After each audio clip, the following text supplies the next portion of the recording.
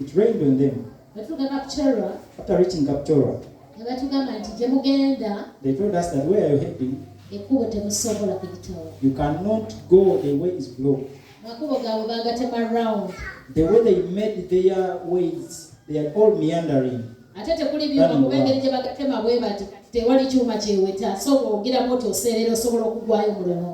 At any mistake that you make, you can slide and fall into the trench. We drove for 10 kilometers.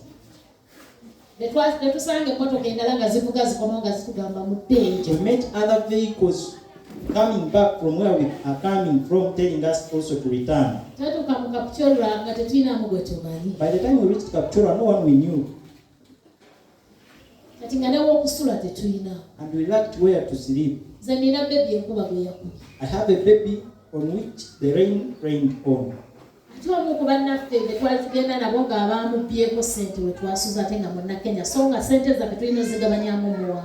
One of our fellow, they had robbed his money, and yet we had to use that money. We had to share and use. So it means we had no money to rent for the guest house. The driver told the conductor,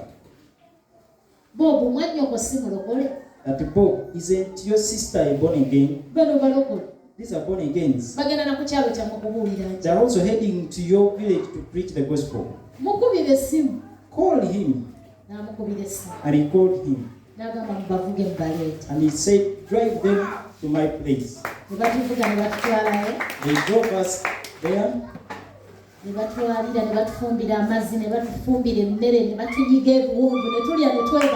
They prepared for us everything and they consoled us. That hospitality was mine.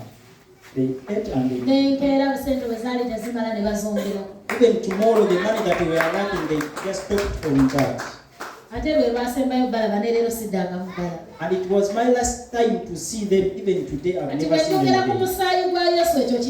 Now, if I speak about the blood of Jesus, that I mean. It gave us a very big family. Hallelujah. Hallelujah. Amen. Amen.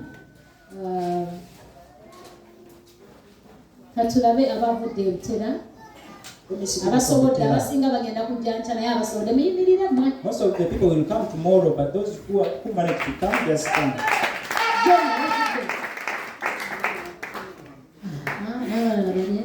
Other people on this side. It's only those that have managed to come. You can take your seats. Not really the same.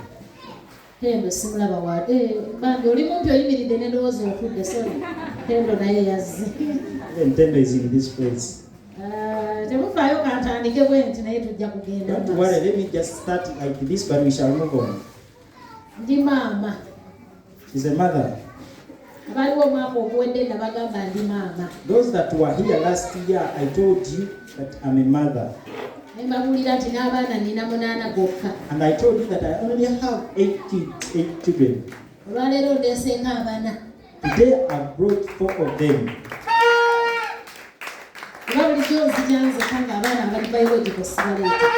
of the times I come alone and leave the biological children home. They were always in school. This is the firstborn. Secondborn. Secondborn. Thirdborn. Simba blind yo. Number thirdborn. Fifth born. Fourth has got the. That is the fifth born.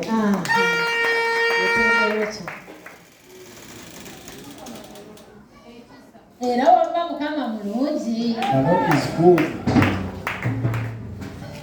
Oh no, bali mu paka ya senior ya mukaaga. Esther and him, they are in vacation. Senior 6. Jonathan, senior 5. Jonathan is in S5. Tendo, P6. And Tendo is in primary 6. We do appreciate God.